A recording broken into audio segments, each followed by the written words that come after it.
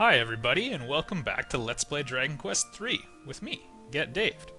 So I ran around and leveled up a little bit, I made some money, and my Jester had one hit point left, so I felt like it was a prudent time to, stop fighting. Yes, you did.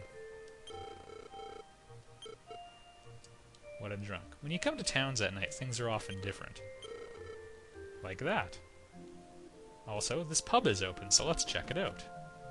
Oh, no, it's someone's home. Fantastic.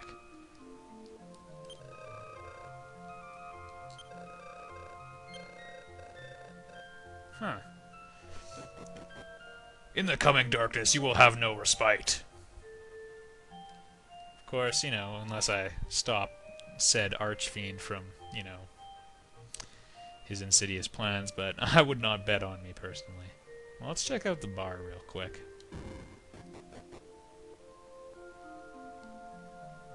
Seriously, there's a nun? Sure.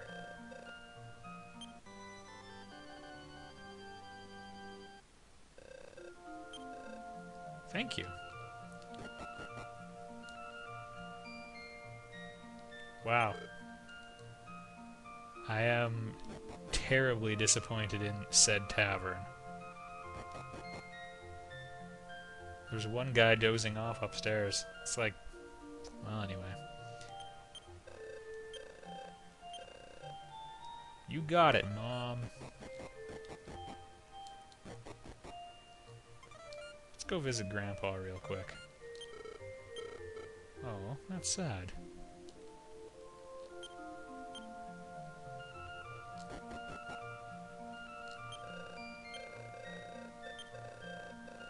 Alright. Going to bed with a bunch of strangers. Got all my HP and MP back in the morning. Alright. Feel free to download that song on iTunes in its entirety.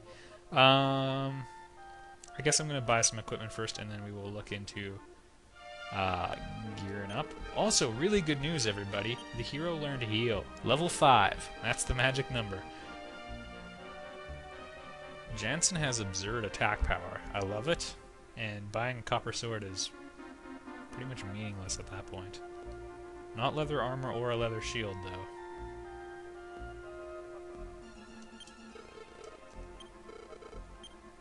Because agility is your primary statistic contributing to defense, soldiers tend to have really bad D.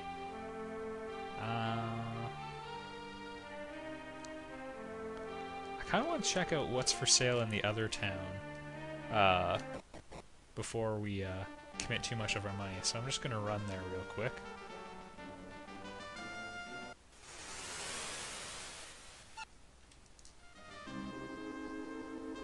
The enemies are pretty easy now. A lot of my characters have pretty cool stats, so I'm happy with at least some aspects of the personalities they ended up with. Still not sold on Honest for the hero. I seem to recall liking Defiant a lot. Alright. Leather hat my thief managed to steal after a fight when I was grinding, so that was pretty cool. And a lot of my characters still have lame defense. And it looks like the Jester is the next best option for a tank, but anyway.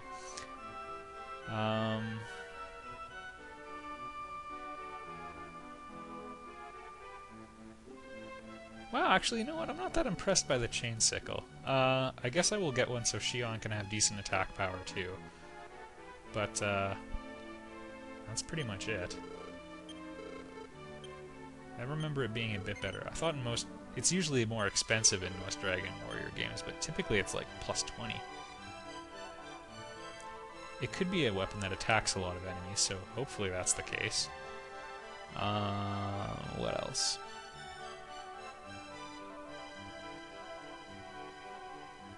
Yeah, I guess I am due for at least one leather armor. Alright, here's the game plan. I'm gonna put leather armor on the thief too. On Shion. Alright. And then we're going to run back to the other town, buy some leather shields, and then we are going to raid ourselves one Tower of Najimi. And let's not take the scenic route. Welcome back! In time for a level up for Jansen. Only strength is impressive. Oh goodness. It was actually the same fight twice in a row. It's like I never even killed them.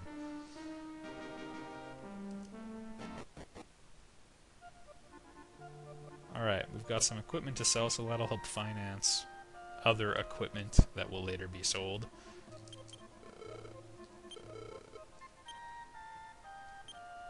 And I'm gonna pawn off the muscle guidebook because I don't want its personality, and $52 is a lot. I don't think anyone else could use the bronze knife. And I will live my life as if that's true. Some of you are watching in horror as I pawned off something that Marl could have used. And sell your clothes.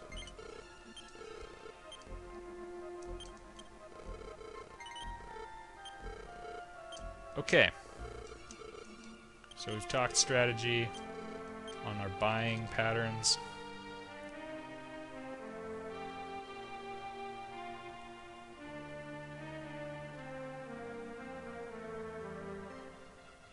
I might be able to swing it so we can actually get leather armor and a leather shield, so I'm going to quickly investigate that option instead, because I think selling traveler clothes should give us enough money.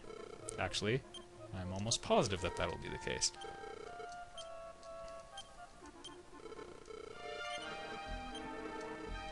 Alright. Sorry everybody, I imagine it's not terribly interesting watching me manage my inventory, but take notes and maybe you'll discover something interesting. Learn something about supply and demand. Alright, Tower of Najimi, here we go. There's a thieves' key at the top with my name on it. Also, if I were smart, I would have bought lots of medical herbs. Just putting that out there. Alright, now we've already been there. Whoop. That was to see if you were paying attention. Alright. Also, this is locked. We need the ultimate, or final, I forget what they call it, key to unlock this door. But it leads to sort of a whirlpool vortex. A wormhole that connects two different parts of the world. They're all over the place. Practically speaking, they're not that easy to use. But you can only reach certain areas with them. Alright, so we're at the Tower of Najimi. Let's begin exploring. I seem to recall we've probably encountered most of the monsters that are in here, but let's take a look, shall we? Yeah, this is old news. Alright. I also think there might be an inn in here. That's awkward to say. If you're playing on the NES version of this game, there are some subtle differences. There's no thief class, and is a sort of thing about the Dragon Quest series. Whenever you walk into one of those areas where it moves the ceiling out of the way, like from a perspective point of view, like this, you tend to encounter a lot of enemies like that. Alright, there's an inn in here? Yeah. That is a very competitive rate considering your utter lack of competition.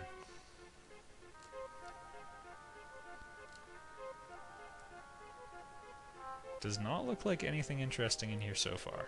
Nope. Alright, and that's the entire tower, so it looks like all of this is a glorified staircase up.